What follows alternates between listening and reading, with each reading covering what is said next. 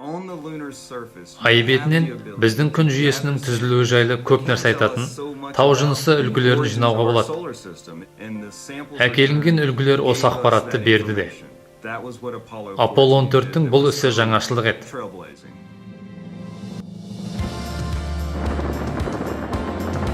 31 қаңтар 1971 жыл Аполло 14 ұшырылды. Алан Шепард, командир, ғарыштағы алғашқы америкалық. Стюарт Руса, командалық модуль ұшқышы.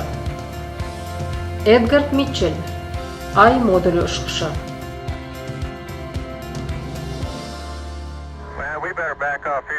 Миссия екі модульді қайта түйістіру кезіндегі қиындықтан басталды. Олар бұл миссия ешқашан басталмауы мүмкін деп ойлады. Ұшуды басқару орталығы да солай санады. Бірінші әрекет, түйісу, нық түйісе алмады.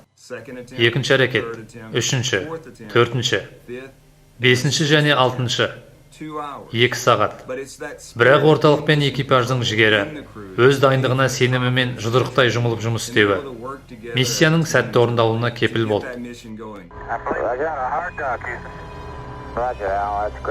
Стюарт Русаның 6-шы түйісу әрекеті сәтті болды. Аполло 14 айдың Фра Мауро аймағына бет алды. Төмендеу кезінде қонуды апатты тоқтату сигналы берілді. Аполло 13-тен кейін бәрі күмән туғызды. Онда не болғанын ұғып, бағдарламаны қайта жазу үшін жерде көп тер төгуге тура келді. Басқару орталығы тоқтату сигналы қате екенін анықтады. Компьютершілер айға қону бағдарламасын түзетті. 5 ақпан Аполло 14 айға қонды.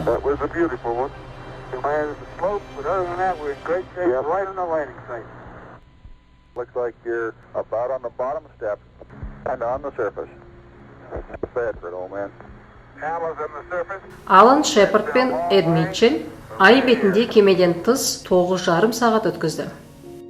Олар айға бірінші түскенде ғылыми зертхана құрды. Шағылдырғыштар жерден айға дейінгі қашықтықты өлшеуге әлі күнге қолданылады. Аполло 14 ерекше өршіл ғылыми миссия болды. Ондағы маңызды заттың бірі мед, модульдік жабдық тасығыш, немесе рикша аталады. Ол арбаша, ғылыми аспаптарды, қажет заттарды тасуға, сондай-ақ ай үлгілерін әкелуге арналған арбаша болатын. Оның арқасында ғарышкерлер қону модулінен алдыңғы экипаждардың бәрінен алысқа ұзай алды.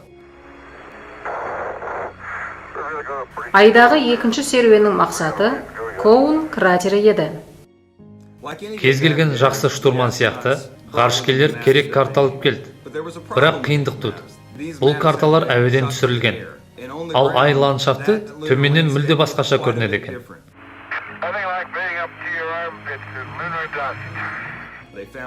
Олар түскен аңғарлар өздері ойлағаннан терең болып шықты. Олар өрлеген төбелер биігірек екен. Бұл жақсы барлау болды. Алан Шепард үлгі алғышпен айдағы алғашқы гольф соққысын жасады.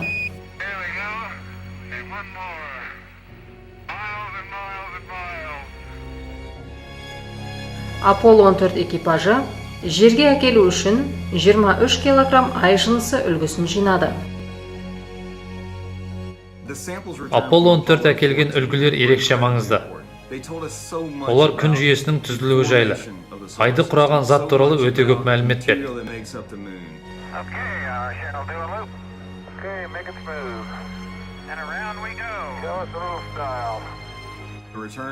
Жерге оралу, демалыспен толған уақыт еді.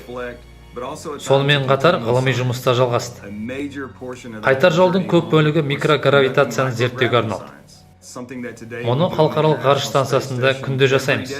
Бұл ғарыштың мәні жайлы ойлаудың жаңа тәсіл еді. 9 ақпан 10 күндік сапардан соң Аполло 14 экипажы жерге оралды. Аполло 14 межеленген барлық ғылыми нәтижеге жетті. Және болашақ миссиялар сүйену үшін ғарыштық зерттеулер шекарасын кеңейтті. Айға оралуға дайындық барысында біз осы батыл экипаждардың ізімен жүріп, олар жеткізген ғылыми ақпаратқа арқа сүйейміз.